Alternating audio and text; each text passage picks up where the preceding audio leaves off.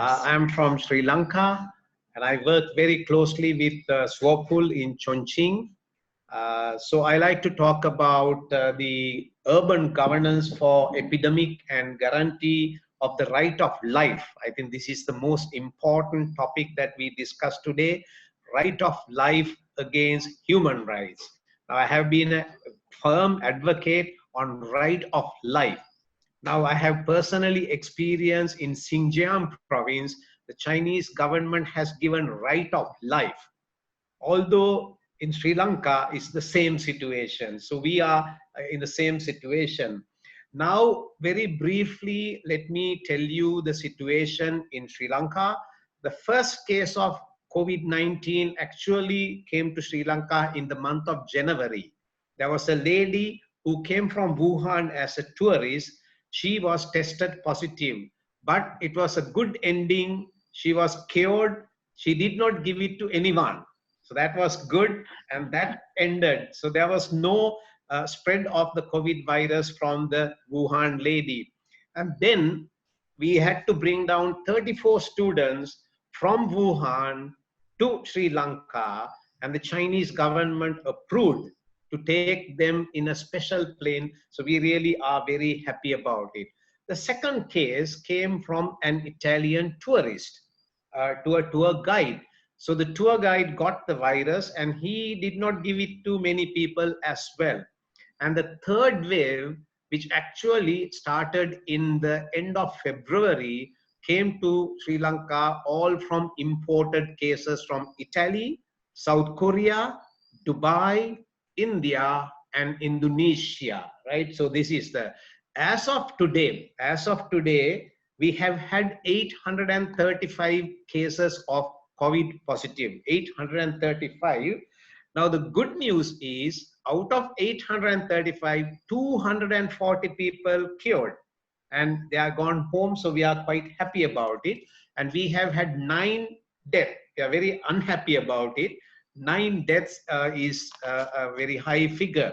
So we have in Sri Lanka, although we have been grappling with COVID-19 from the month of January, we did not allow it to go to a community spread.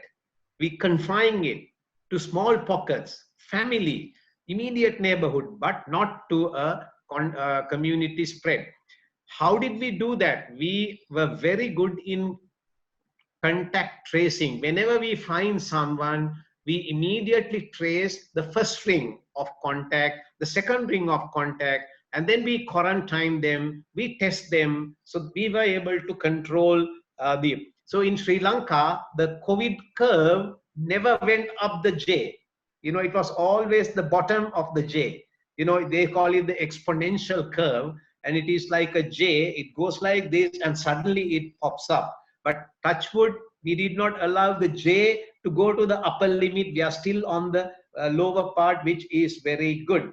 And I must say, during these 2 months, China supported us greatly, right? Now, China supported us in 3 ways.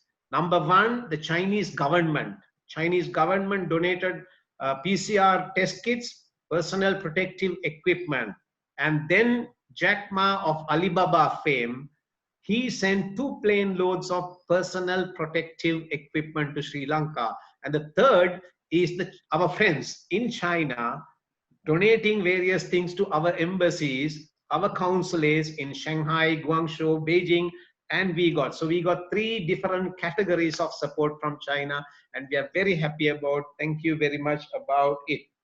These test kits, personal protective equipment are extremely valuable here for us to combat the COVID-19.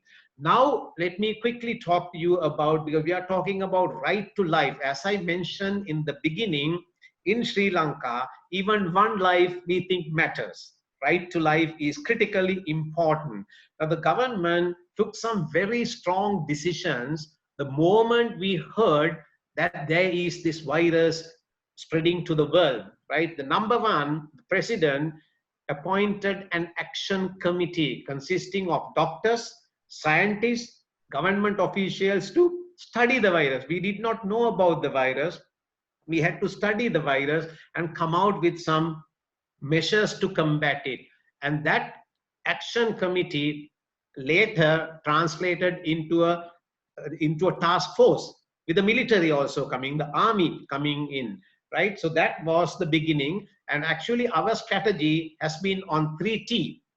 3T mean testing, tracing, and treatment. Testing, tracing, and treatment. So this has been our strategy, and we are very lucky we have been able to control this, right? Now, also, while we were having the action committee, we started having quarantine centers. Army prepared quarantine centers to accept people, because we knew the moment the foreigners, I mean the Sri Lankans living in foreign countries come, we will have a problem. So we actually closed our border, but we permitted Sri Lankans to come, and then we arranged the quarantine. So that is a great thing, because 90% of cases identified in Sri Lanka has actually come from quarantine centers, not from the society. So that's a good thing, because we isolated them, we looked after them, we checked their temperature, we checked whether they're okay, and then 90% of them came through the center. Now, because we really wanted the people to be safe, but still we had to control the virus. So we had to go for some kind of a lockdown, but we did not go for a complete lockdown. We imposed curfew. Curfew means you're not supposed to travel, right? So we wanted, because we did it very scientifically, because scientists say if you control the mobility by 70%, it takes this many days to control. But if you control the mobility by 80%, it takes lesser days to control. So we were trying to achieve 80% of restricted mobility. That means 80% of our population didn't move. We had to, and I think that's a success story, because we really came back to very quickly. Then we identified high risk areas, buffer areas, and low risk areas, and that to give some money. Otherwise, now we have they can't go for their daily earning. So therefore, they were given everything to and also we allow farming to go on, because the farmers, unless you cultivate your crop on time, it's going waste. And same with the tea plantation, unless you pluck the tea on time, you can't use it. So we allow those sectors like fishing, farming, tea cultivations to go on. And then there was a problem because of the lockdown. The transportation from the farm to the market was a problem. So government undertook, the military and the civil defense force undertook to cater to the keeping in mind the needs of the people. Now the difference here, I mean, I was very eagerly listening to Peter when he talked about the Swedish experience. Right, that's good for Sweden. But here, what we wanted is, we wanted the government to take action, because we wanted minimum casualties of life. We wanted minimum loss of life. So we really did not want to take a chance.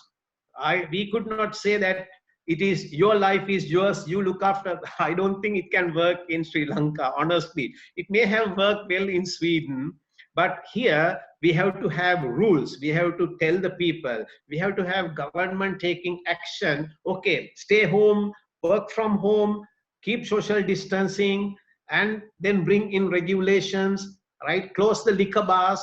All that we have to have some kind of rules. But only thing is, people initially complain, because they all think that, you know, why are you restricting us, our movement?